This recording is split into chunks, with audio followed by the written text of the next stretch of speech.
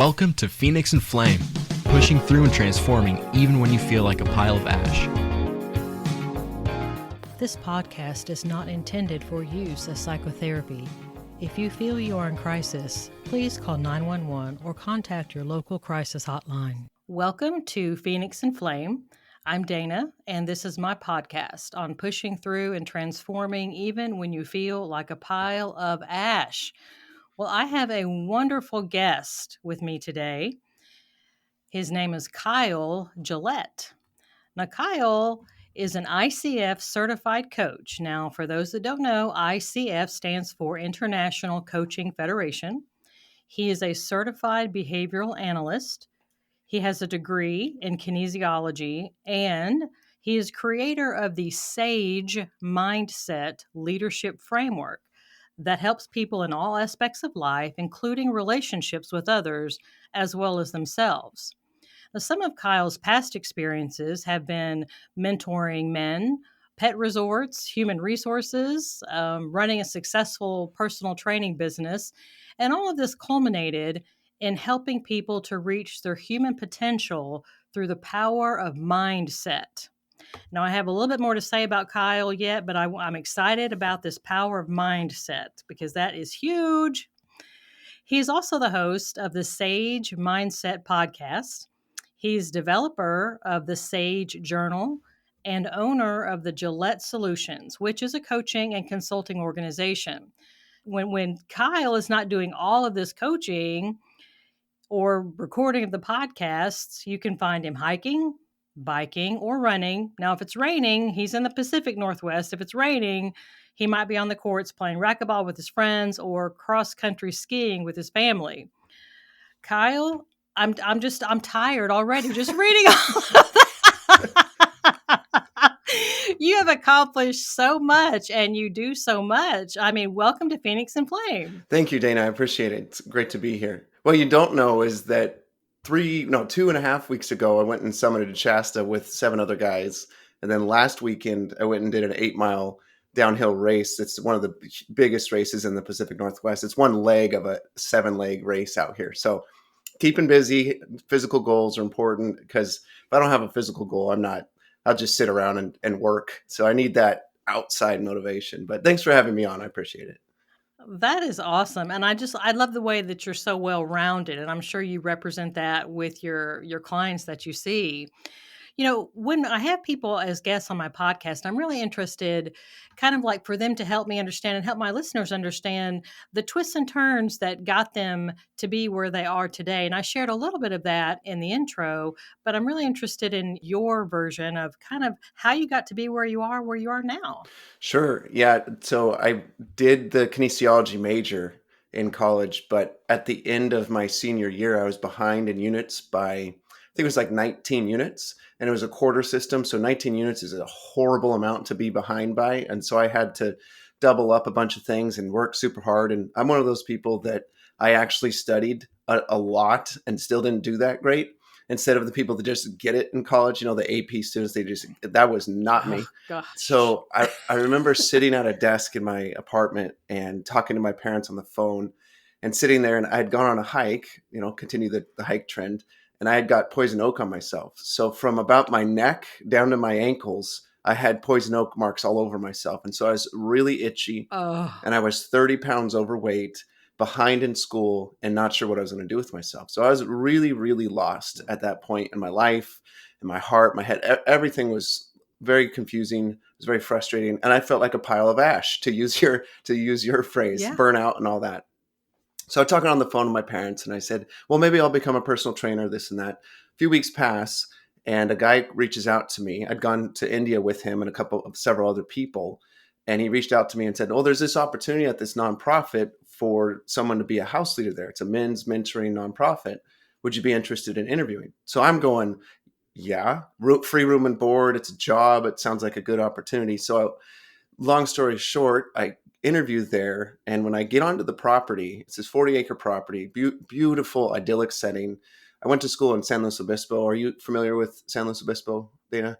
No, I'm not. So picture at 70 degrees all the time, green most of the time, and no rain. right? So it's just Oh, wow. beautiful, right? And so I drive onto this property, 40 acres, and you drive down this driveway that has bushes on both sides. It's just beautiful. You go over this creek, this bridge, and then on my right is this chain link fence with a bunch of dogs in it. And then I keep driving on, and way out in front of me is another chain link fencing with a bunch of giant dog houses in it. I'm like, okay, this is interesting. And then behind or to my left is two barns. It's an old dairy ranch. And in front of me is this old farmhouse built in I think it was 1885. Beautiful, idyllic green lawn, American flag, just everything you can imagine when it comes to idyllic scenes. So I walk up to the front door and welcome in. And I do an interview. And at the end of the interview, they ask me if I want the job. And the job entails living with these guys that are off track in life, 18 to 25 years old, and helping them find traction. And you live with them, teach them life skills, work skills, all those types of things. So I said yes. 9 years later, I was still in the program in different capacities. I went through different roles, but that's kind of the very start of my business career, because there was all that mentoring I got to do of the young men, but then I was mentored as well by a gentleman that was a serial entrepreneur, had successfully run, he told me 30 businesses, multimillionaire, and he was the one that started the program and kept it going for several years before it finally was self-funded. So there's more to that Wow. story, but that was kind of the catalyst for me to realizing that my gifting is in coaching and my gifting is in the leadership development side of things. Well, and I want to really compliment you on it sounds like, you had a willingness to travel. You had a willingness to, I mean, you mentioned being in India and these other places because I think some people get stuck.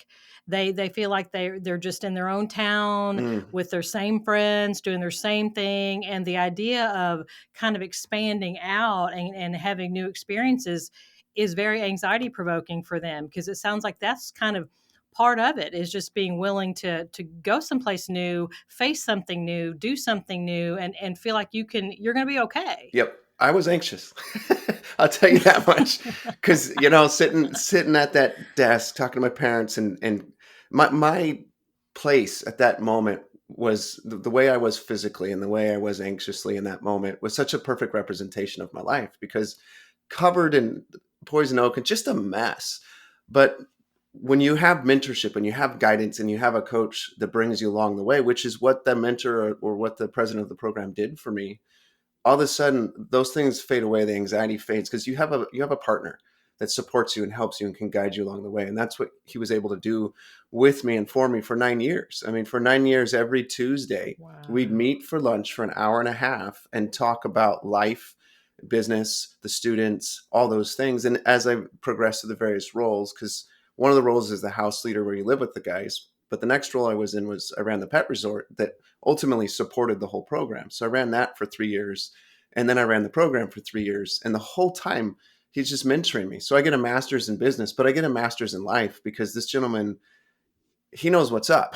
And fortunately, I get to see him in a week and a half from now. I'm gonna go get to see him. I haven't seen him in like 8 years. So Oh, wow. really cool that I get to do that soon and catch up, grab probably lunch with him or at least a coffee and hang out. But there's nothing like having a mentor. There's nothing like having a coach or a guide to help you when you're feeling overwhelmed and anxious and needing to stretch yourself. Because when you have that, you can stretch way easier when someone else is alongside you saying you can do it, or here's some guidance to help you along.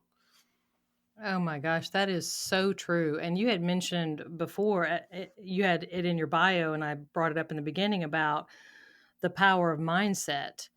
And that's such a huge deal. And I can see how having a mentor and somebody, because when you're traversing these new places and you're possibly willing to, expand out, but you don't really know what you're doing, you're full of all this insecurity, you're full of all this confusion. And, you know, it's just, I told somebody one time, because I've been through something similar to what you're describing. It's almost like being a small puzzle where all of your pieces fit together, but it's a small puzzle. And you want your puzzle to get bigger, but in order to do that, you have to pull all the pieces apart to allow for new pieces to be added in. Mm, And that process of pulling those pieces apart is scary yeah. and you're not really sure what's going to happen. And so having that mentor is so helpful. And so take us along that and how that and the power of the mindset really kind of helped you on your journey.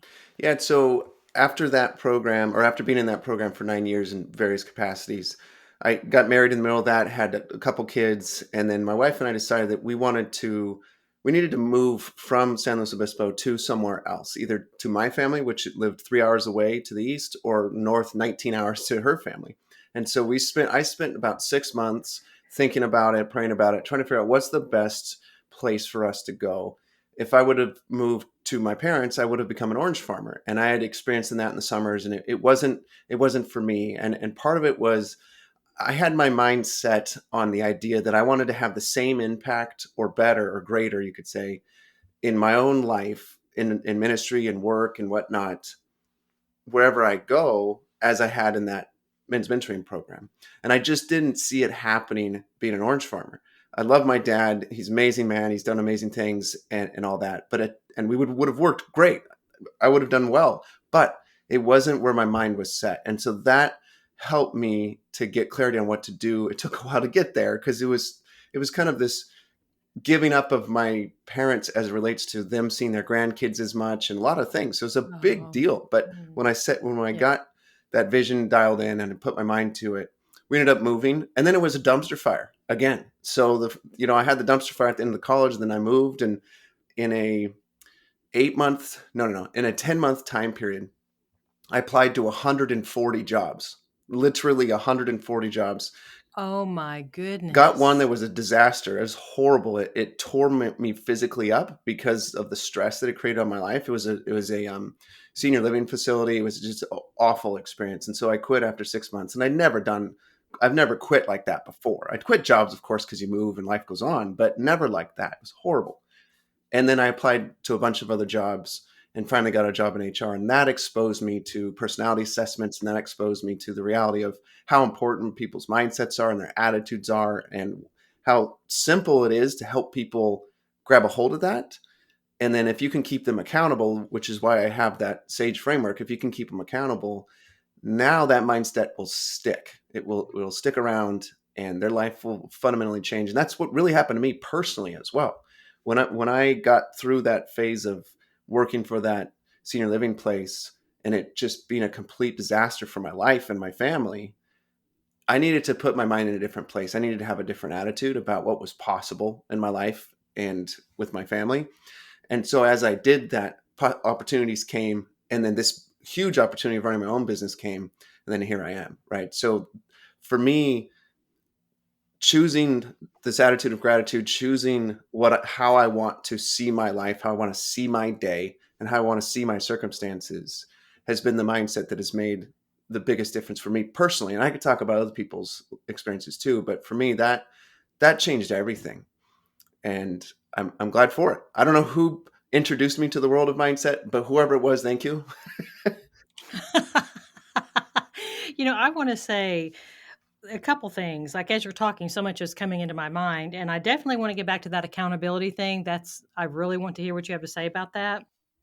But before we do, I want to say I appreciate your being open and willing to share what it was like in the beginning, because I think sometimes people see us in the end when we kind of have our stuff together, and they think they see themselves at the beginning, Right. and they don't see how they can get from how can I be like you, I'm nothing like you. And that's why I like it to hear about the beginning. Where did somebody, when they were in the ash, and what happened, and how did they transform out of that? Because then that can give the rest of us hope that, what, we might feel terrible right now. We might feel incompetent and stupid and inconsequential, but there is a way that person was where I am now, and they were able to push through. And I think sometimes, God allows us to go through things that later on we're going to be able to use. We're going to be able to, because that helps us to relate to someone. And we can say, what, I know exactly how you feel, because I remember being in this kind of situation or that kind of situation. And that's kind of what you're in right now. And so I've been there. I know what it feels like to fill in the blank, because that's kind of the path that sometimes God allows us to go through these things, and we feel like we're a failure at the time, but then just keep going, Yep. because you end up using it in the end. Yep. Yeah. And when I got into, so the corporate world helped me realize how broken, not every corporation's broken, none of that I don't have that mentality, but that one was the one that I worked for was, but it helped me to realize how broken leadership is too, because the lady that was the COO and maybe still is of the company, I'm not going to name the company, of course, but Of she course. came in to do an audit on the facility, and we're turning over rooms, so resetting them so new residents could come in and getting contracts out in. And I was I think fifth or sixth executive director, assistant executive director. So I was second in charge, I guess you could say, in the facility over the last year, I think it was. And so there was a ton Whoa. of turnover at the top within the local organization. And so they were always trying to get systems and processes dialed in. And I remember them coming in to audit us. And multiple times she told us that we were stupid and that how could we not figure this out? You're stupid. And they actually locked us in the facility and said, you have to stay here and fix all these contracts. And once they're fixed, then you can leave. And so they stayed too, but they locked the doors and said, you can't leave. So I remember leaving that night after 11 p.m. And I was supposed to be done at 6, right? So 5 extra hours, basically trapped in this facility, being called stupid. And it wasn't just me, it was like the team was being called stupid. And the Yeah. CEO was with her too. And she was making the comment to the CEO as I'm walking out of a resident's apartment. And I'm going, this is not the environment I want to be in. And so I think it was within a week or so that I gave notice, and I'm out. This is I don't deserve to be treated this way. And so I'm going to Mhm. take the risk of not having employment because I don't deserve to be treated this way. And it was worth it, 100% worth it, because then I got into an environment where people actually cared about one another. I worked for a mega church, and so I did HR for 100 employees, and everybody cared about each other, and it mattered what you did and what you thought. And so that changed everything when people actually care about what you think and what you're doing and pay attention to it and recognize the little incremental improvements and acknowledge what you're trying to implement and actually implement it. You feel cared about, and so now you can accomplish so much more, and it you feel like a human. I'm not just a project or a statistic or a function in a business. I'm a human in a business, and that's helpful to be Exactly. treated Yeah, that way. that's nice to feel human. Yes. But I think the issue for business owners is they don't treat themselves that way.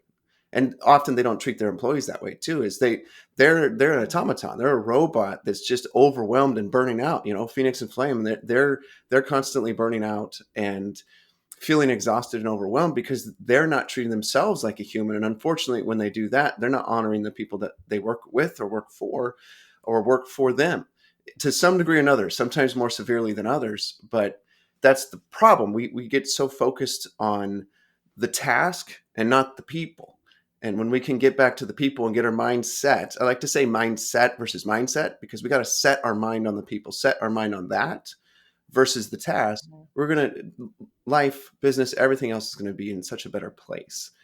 So I Mhm. got on my soapbox, but that was a Well, big that's what I thing for want you me. to do is to get on your soapbox. And it sounds like what you're talking about in some kind of sense is priorities, deciding what Yeah. matters, and what doesn't matter, or some kind of sense of what matters more than something else. Yes. Yeah.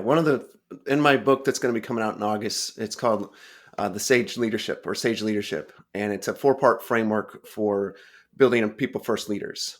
And so the first piece of the self-awareness framework is values, determining your values, because those are those rocks or those roots that nourish your leadership. And if you don't have those set, it's very difficult to be able to filter situations and filter decisions. But when people have them set and they understand what they are and they define them clearly and have a reason for why excellence, for example, is a value to them, they can stick with it and they can put their mind to excellence. They can put their mind to learning, to gratitude, whatever their values are. And we have Hmm. these within us intrinsically, but often, if we don't label them, if we don't name them, it's a lot more difficult to stick with them. It's a lot more difficult to see that, oh, that's a root for this leadership tree, for this fruit that I'm producing in my leadership. If it's not named, then we miss out on the opportunities for it to help us grow and grow other people. So a Hmm. big piece of that mindset and that the start of it for self-awareness is, what are your values? Determine those. And that might change, but that's okay. It's giving them a name and figuring out why that's important to you. That's awesome, because if you think about it, as I'm listening to you, listening to you speak, I'm thinking, there's some people that might be motivated by creativity. They want to be creative. They Yep. want to do something like that. There might be someone else that's motivated monetarily. Maybe Yep. they want to be able to make as much money as they possibly can make for different reasons. And so if you have these two individuals, you're going to be able to motivate them. You're going to have to motivate them very differently, because the one who's very motivated for money is not really going to respond that well to some kind of motivation regarding creativity. They're not going to care that much, Yep. and vice versa. In the end of the book, I talk about empowerment, and there's 5 habits that sage leaders employ or deploy to empower their people. One of them is the study habit. And what I mean by that is to study their people and to know what their people are about. What's their wiring? What motivates them? What demotivates them? Who are they really? And when you study your people, it's a lot easier to move things forward, to have better communication, to keep people excited about work and life. Everybody knows this, we spend a third or more of our life at work. So why not, as a leader, do a great job of understanding those people and helping them understand themselves? Because often it's so hard for us to understand ourselves. And self-awareness is something that there's all kinds of studies on it. And basically 85% of the people out there think they're self-aware, but it's only about 10 to 15 to 10%, right? So it's the opposite of what people think. So most people Gotcha. really aren't truly self-aware. And I have a theory as to why, but this is the issue. And if you can be a leader that is self-aware yourself and then studies your people and helps them become more aware of their talents, their gifts, their values, like you said, being creative, or maybe they are money motivated, where people sit, then the way that you interact with them adjusts and fits them. They're motivated. There's way better synergy, collaboration, etc. So studying people, first of all, it's fascinating. I mean, back in the day when we didn't have stupid phones, people go to the mall and just people watch. I don't know if you remember those days or not, but it was a wonderful thing. I could do that for hours. I know. You could just sit and just watch people. Yeah. So that was so much fun. So why not study the people that are helping you earn your living and get to know them better and put your mind to that work? That's another mindset, is to study your people.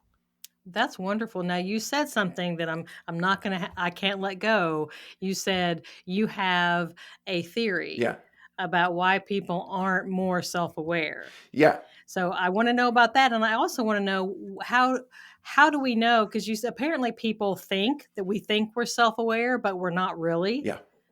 Yeah. So it's just like, how does that happen? Yeah. So the first one is people aren't present.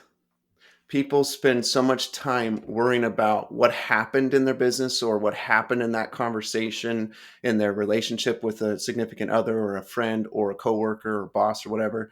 And they're concerned about the past, or they're thinking about what could be in their business or what they would like to see happen in a relationship or in their business. And they're focused on the future. And you can't be observant, you can't be self-aware if you're focused on the past or focused on the future, or if even you're divided into both. And so we need to be present. There's scripture that talks about, who of you by worrying can add a single hour to your life. That verse is all about time. If you think about it, it's really about time, because you can't slow down time, stop time, or pause time, or speed it up. You can't do those things. And so worry is all about adjusting time, but time is out of our control. And so the only way to truly be self-aware is you have to be present. And to be present is to be okay with whatever happened in the past, move forward, and to trust that the future is going to work out because you're doing the right things in the present.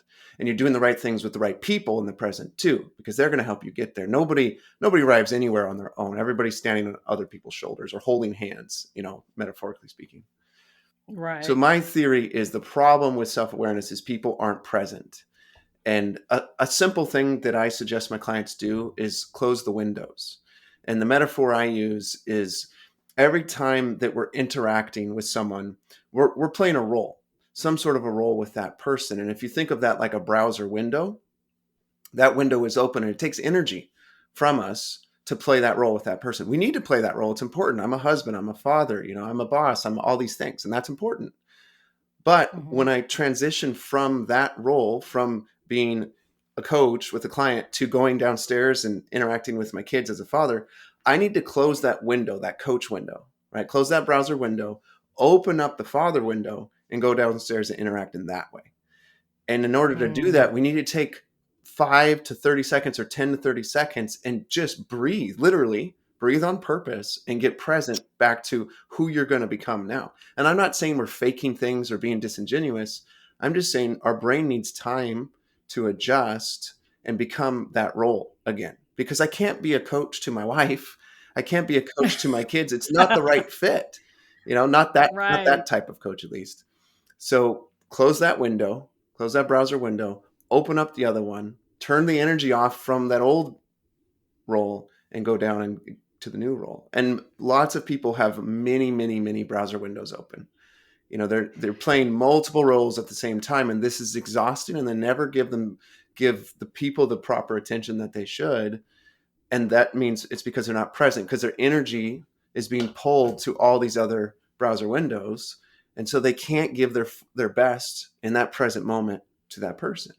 So if you're Oh doing my God, that tasks, is huge.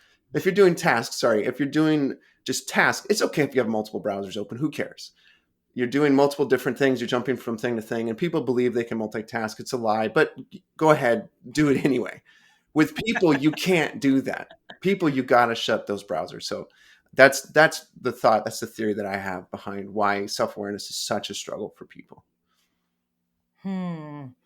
I just love that. I think there's so many people walking around with multiple browser windows open all the time Yes. and they're exhausted Yes. and they're never fully with that Yep. person because part of their emotional energy is being directed toward these other browser windows that are open in the back of their mind. So they're not fully present. Yep.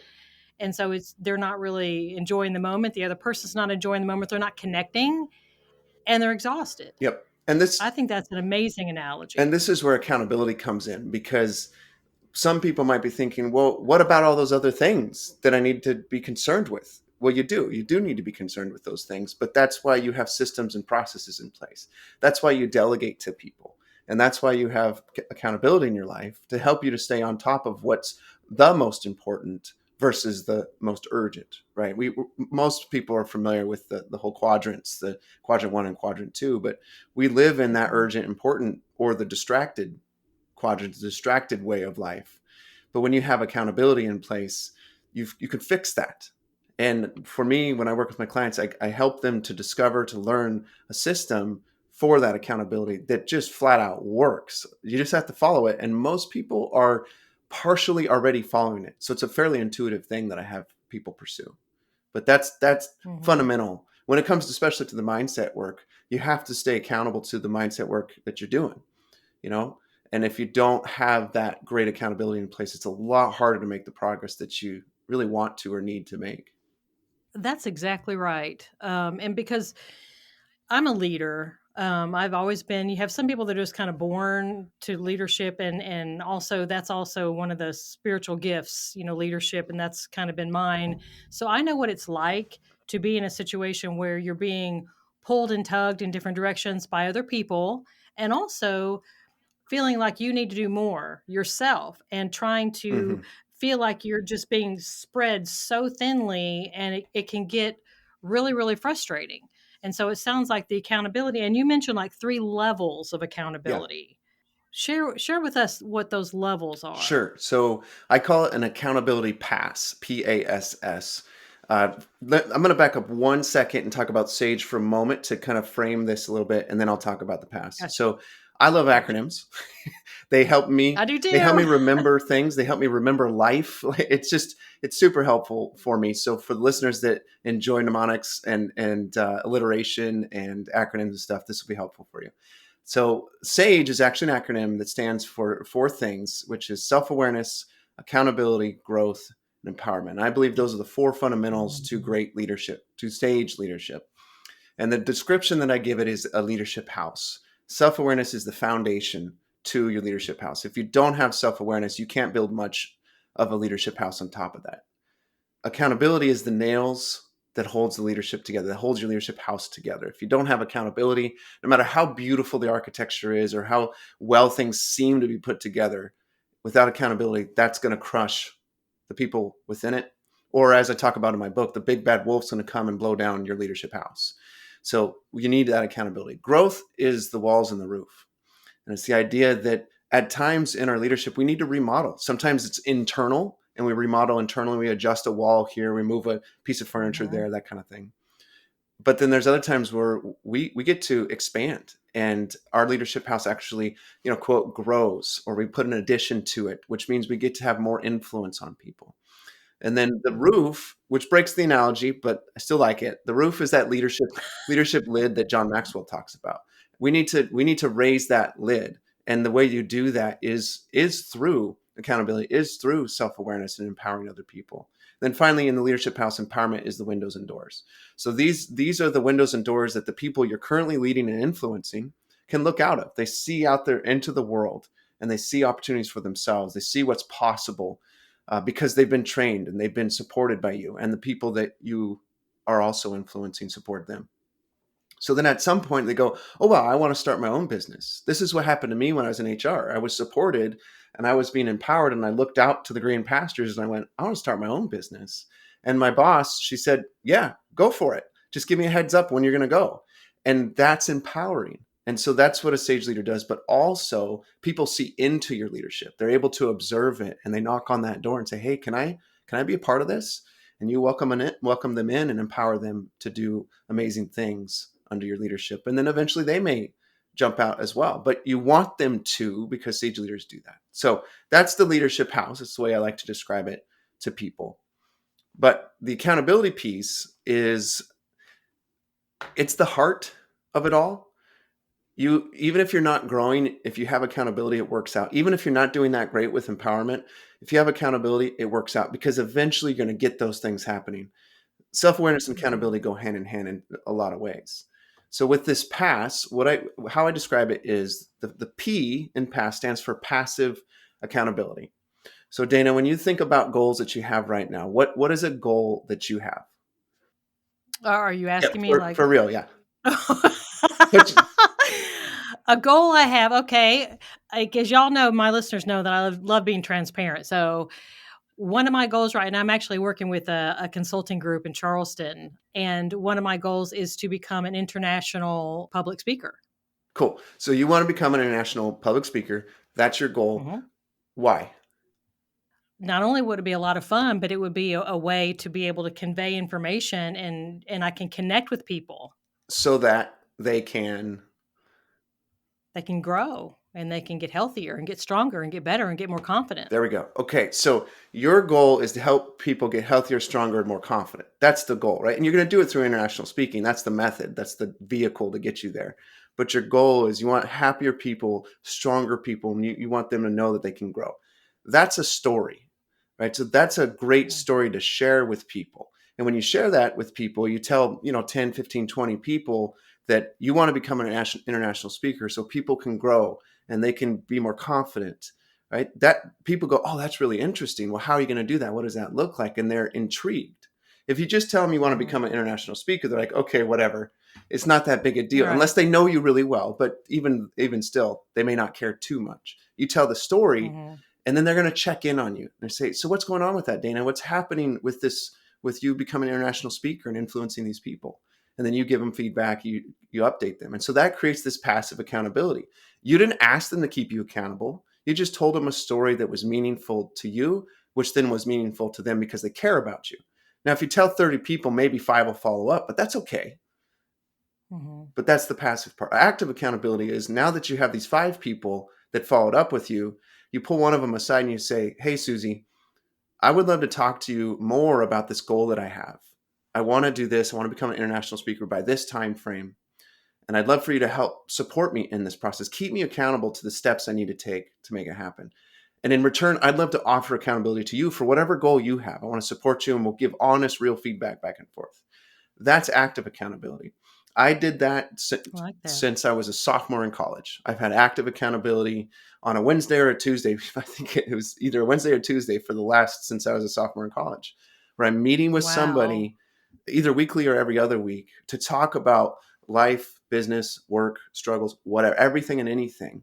And they keep me accountable to Mm-hmm. the things I'm trying to accomplish. So it's active because I have to act on it with them and they have to act on it with me. But I don't Mm-hmm. want to share the statistics because it'll take too long. But there's some really powerful statistics behind the likelihood of accomplishing goals when you have active accountability. So that's the A. Then the S is structures or structure. What things do you have in place to keep you dialed in, to keep you on top of these things, kind of on the information side of things, the data side of things? So this is stuff like alerts on your phone, the alarm clock next to your bed, the to-do list that you create, a calendar. Maybe it's a contract. I've suggested to many clients to sign a contract and hand it to your accountability partner that says, I will become an international speaker by 2020 or by April 2023 or whatever it would be for you, right? And you hand that to them, and then that's that structure that you have in place, and they give you one as well, and you talk about it and keep that locked in place. There's a bunch of other things you can do, but those are structures that help you stay accountable. And then lastly is self. Ultimately, you are responsible, I am responsible for the things that I say I'm going to do. Accountability by definition is doing what you say you're going to do. It's as simple as that, right? So I'm the only one that can really do it. You can't do it for me. I can't do it for you. You can support me and be that check engine light in the car that says, hey, things are breaking down here. And then you look at it, you're like, whatever, who cares? But eventually, if you have that active accountability partner and that passive accountability and those to-do list reminders, you go, I better do something about the fact that the check engine oil light is on and make a change here. But with the self part of the pass, there's a story I want to share with you, and I have a question for you. So I want you to picture a beautiful pond, and in the middle of the pond there's a bunch of lily pads, and on a log there's three frogs. They're hanging out, they're chit chatting, and they're talking about, oh, I'm going to jump on this lily pad. So two of the frogs say that they're going to jump onto that lily pad. It's just perfect lily pad. There's some flies off over there, and they're gonna get them after they get on the lily pad. So you're looking at this and you're observing, and then you look again 10 seconds later. When you look at it, Dana, how many frogs are on that log after 10 seconds? One. Three. Here's the reason why. There's a difference between deciding to do something and committing to do something. And that's a Ah. mindset. Many, many, many, many people have decided to start a business, have decided to adjust things in their marriage, have decided to make friends, have decided to get healthy, but they haven't committed. And so we have to commit. And the other story I like to share is, if you've ever gone skydiving, even when you're at the jump altitude, you still are only deciding that you're going to jump. It's when the wind is in your face and you push off the side of the airplane and you're falling is that you're committed. And so when it comes to the things that we want to accomplish, like this international speaker thing, you have to be so committed that it's like you lose gravity, and there's no other, you cannot crawl back into that plane. There's no turning back. Yeah, it's done then. The plane's gone. Yeah. Yeah. And it's over. And so we did something like that in my family as of tomorrow. My wife quit her nursing job. So now it's just my business and her working with me to grow this thing. Right. So we are committed. There's no, she already gave notice. It's over. That was the commitment point. That wasn't a decision point. We decided probably in February, but she committed about 3 weeks ago. And that's what I'm talking about here. When there's some sort of that commitment point that you can make where you know there's no turning back. When you write that resignation letter, you can't take it back. I mean, you could, I guess, but it's really done. So whatever that Yeah. is for you, Dana, and whatever that is for the listeners, figure out what that commitment point is, and it'll change everything for you. Because Well, that yeah, is so powerful. Okay, so and I know our time is running up here, but I did want to ask you one last question. And you, because you had mentioned on one of your questions that you're prepared to answer, and I was thinking about it anyway. So it's kind of like mine's, but the imposter yeah, syndrome, because I think sometimes we're in free fall, jumped out of the plane, we're in free fall, and we think, oh my yeah. gosh, what did, what did I just do. Why did I do that? I'm going to crash on the ground below. I can't get back in the plane. I think most leaders at some point or another, the entrepreneurs especially, because I include myself in that group, there is that jumping point, and there's also that, can I really do this? I thought I could, but what if I can't? What if I'm not? The whole imposter Yeah. thing that almost all of us struggle with. What are your thoughts on Yeah. that? If you're not an imposter, you're not doing what you should be doing in your business and growing yourself. So at any point, I'm an imposter in various other areas of my life. And if I stay not feeling like an imposter and feeling like I could fail, feeling like, oh my gosh, I'm going to splat on the ground here if this shoot doesn't work, then I'm not taking enough risk. I'm not growing myself enough. And the reason that it's important to grow yourself is because it's good for you. But also when you grow yourself, you're setting an example for everybody around you. So I need to feel like an imposter at times. I need to feel uncomfortable. I did this presentation at a construction company, 13 people in the room, multi-million dollar company. And it was on a topic I'd never spoken on before to them. We were doing communication workshops, but this is one I'd never spoken on before. And I spent 5-6 hours prepping for this thing, practicing. I went to my in-laws' house and practiced at their house so nobody would be around. And I felt a little bit fake.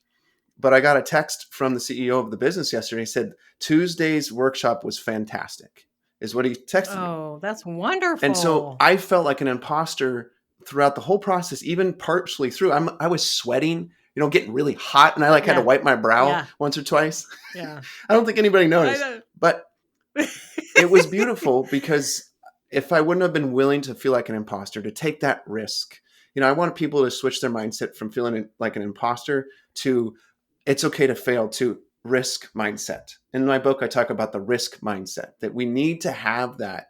It's part of the growth process. If we don't take risks, we cannot grow. It does not work.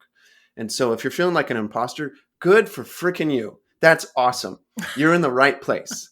Now, how do you overcome it? Well, you work on it, right? You continue the work in wherever you feel like an imposter. Of course, that's the obvious. But to go back to the analogy, if you jump out of an airplane, most people do it tandem. Most people aren't skilled to jump out of an airplane and do it by themselves, just like most leaders aren't skilled to do it by themselves. So find that partner, whether it's somebody that works with you directly, or it's a coach, or it's those accountability people we're talking about.